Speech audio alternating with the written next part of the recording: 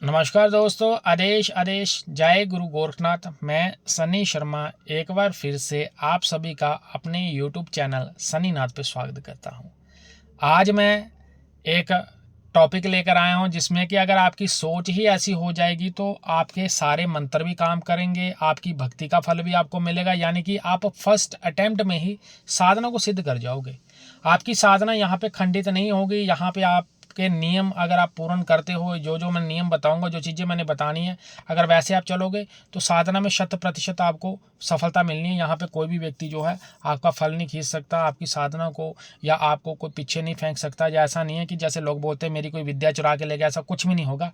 आप के अंदर वो चीज़ रहेगी और आपके जो चीज़ है वो पूर्ण रूप से जो है सक्रिय होकर कार्य करेगी। सनी नाथ यूट्यूब चैनल को सब्सक्राइब, ज्वाइन बटन को जरूर ज्वाइन करें। आप लोगों का लाइक, शेयर और कमेंट बहुत मायने लगता है, तो कमेंट में आप आदेश आदेश जरूर करें। और जिस टॉपिक पे वीडियो बन रहा है, इस टॉपिक से संबंधित कोई भी इन्फॉर्मेशन या कोई मन में प्रश्न आता है तो कमेंट करें, उत्तर जरूर मिलेगा। फ्री में है, ये कोई चार्जेस नहीं लगना यहाँ। बाकी सर्विस मेरी चार्जेबल है, जिनका विवरण डिस्क्रिप्शन बॉक्स में मिल जाना है। और गुरु गोरखनाथ यूट्यूब चैनल, उसको भी सब्सक्राइब करें। बाकी की इन्फॉर्मेशन मैंने सारी डिस्क्रिप्शन बॉक्स में डाली हुई है। अब बात करते हैं सोच। सबसे बड़ी बात क्या है, साधना में व्यक्ति की सोच बहुत मायने रखती है कि आप सोचते क्या हो किसी के प्रति। आप अच्छा सोचते हो, आप बुरा सोचते हो, आपके मन में किसी प्रकार की भावना है, आप गलत सोचते हो, ये चीज़ें बहुत मायने रखती हैं। ठीक है, अगर आप साधना में चलते हो तो साधना में एक चीज़ मायने रखती है, जब आप किसी कर्म को कर रहे हो, आप किसी कर्म को निभा रहे हो, तो कर्म में किसी प्रकार की त्रुटि नहीं होनी चाहिए आपकी। जब आपकी साधना में किसी प्रकार की त्रुटि होती है तो साधना में आप लोगों को सफलता नहीं मिलती है। साधना सफलता के लिए आप लोगों को करना क्या पड़ता है, पहले तो गुरु दीक्षा होनी बहुत ज़रूरी है आपकी। जब तक आप लोगों की गुरु दीक्षा नहीं होती है तब तक आप साधना के क्षेत्र में आगे नहीं बढ़ सकते हो। ठीक है ना, आप साधना के क्षेत्र में आगे नहीं बढ़ सकते हो। तो सोच कैसी रखनी है, पहले तो सकारात्मक सोच होनी चाहिए। आप जब कोई साधना सिद्धि करते हो, मंत्र जाप करते हो, आपने जिस गुरु से भी ज्ञान ले रहे हो, आप जिस गुरु से भी आप दीक्षित हो, पहली बात उस गुरु के प्रति आपके मन में किसी प्रकार की तृष्णा या भावना नहीं होनी चाहिए, गलत प्रकार की नहीं होनी चाहिए। वो अपनी तरफ से आपको ज्ञान दे रहे हैं। आप अगर किसी चीज़ में सफल नहीं हो पा रहे हो तो क्या पता 100 त्रुटियाँ हो सकता है कि आप साधना के नियमों में अच्छे नहीं, खरे नहीं उतर पा रहे हो, आप गलतियाँ इतनी करते हो। तो पहली बात, किसी व्यक्ति को अपनी असफलता का दोष किसी व्यक्ति को देना छोड़ दो। आपका काम मात्र कर्म करना है। आपको जो गुरु की तरफ से जो ज्ञान मिल रहा है, आपको जो मंत्र मिला, आपने उनका मंत्रों का जाप करना है। जिस प्रकार से गुरु ने नियम बताया वो नियम नहीं आपके टूटने चाहिए। इस चीज़ का आपने खास तौर पर ध्यान रखना है।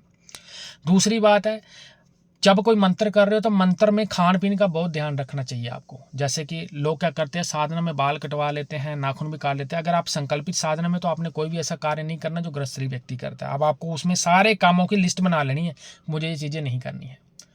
हाँ, आप अपने काम धंधे पे जा सकते हो, उसमें कोई मनाही नहीं है कि आप अपने काम धंधे पे नहीं, आप नॉर्मल अपनी जॉब पे जाओ, जो भी आप काम धंधा करते हो उस पर बैठकर अपनी जो है करना है, आप अपना काम कर सकते हो और वहाँ पे बैठे मंत्र का जाप कर सकते हो।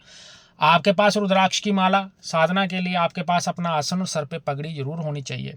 और जो व्यक्ति मंत्र जाप करते हो सकारात्मक ऊर्जा को फील करता है, सकारात्मक सोचता है, अपने से पहले दूसरे का भला सोचता है, वो फर्स्ट अटेम्प्ट में ही साधना में सफल हो जाता है। उसको इतना लंबा नहीं खींचते हैं देवता कि वो बेचारा 10 बार चिले काटेगा, 10 बार साधना करेगा तो एक में भी सफलता नहीं मिली उसको। ये उन लोगों के साथ होता है जो साधना में बार बार सफल होते हैं, क्योंकि उनकी सोच अच्छी नहीं होती है। लोग अच्छे से ज़्यादा दूसरे व्यक्ति का बुरा सोचते हैं, जिसके कारण वो चीज़ नहीं पा सकते हैं जो चीज़ पाने के लिए वो मेहनत करते हैं, एफर्ट करते हैं। इंटरनेट पे लोगों के द्वारा पूछा पाने के सबसे सरल तरीके, जल्दी वाले तरीके, पूछा किस प्रकार से आती है, और 1 दिन वाली परिसाधना, आधे घंटे वाली परिसाधना, 3 बार मंत्र जपो परी हाजिर हो जाएगी। ये सारी चीज़ें जितनी बताई गई हैं इंटरनेट पे, ये व्यर्थ वाली चीज़ें हैं भाई। इतनी जल्दी अगर किसी को चीज़ प्राप्त होती तो शायद लोगों को जो है 41 दिन या 1.25 लाख, 2-2 लाख इतने बड़े यज्ञ तप करने की आवश्यकता ही ना पड़ती, अगर इतना शॉर्टकट वे में ही सारी चीज़ें मिलती। बाकी पब्लिक पढ़ी लिखी है, समझदार है, डॉक्टरी ट्रीटमेंट डॉक्टर के पास है। जन कल्याण हेतु यहाँ पे मैं वीडियो बनाता हूँ। मेरा काम आप लोगों को जानकारी और इन्फॉर्मेशन देना होता है, प्रोवाइड करना होता है। आप लोगों को मेरे द्वारा दी गई इन्फॉर्मेशन अच्छी लगती है तो आप लोग कमेंट के माध्यम से बातचीत कर सकते हैं। अगर आप लोगों के मन में किसी प्रकार का प्रश्न रहता है तो आप कमेंट के माध्यम से भी पूछ सकते हैं, वो फ्री है। बाकी सर्विस मेरी पेड है, लेकिन कमेंट करोगे तो आपको फ्री में उत्तर मिल जाना है। बाकी वीडियो को शेयर, लाइक, कमेंट जरूर करें। गुरु गोरखनाथ नाम के एक और चैनल है, उसको भी आप लोग सब्सक्राइब जरूर करें और सन्नी नाथ को भी सब्सक्राइब करें। तो सोच अच्छी रखिए, फल जरूर मिलेगा। आदेश आदेश, जय गुरु गोरखनाथ।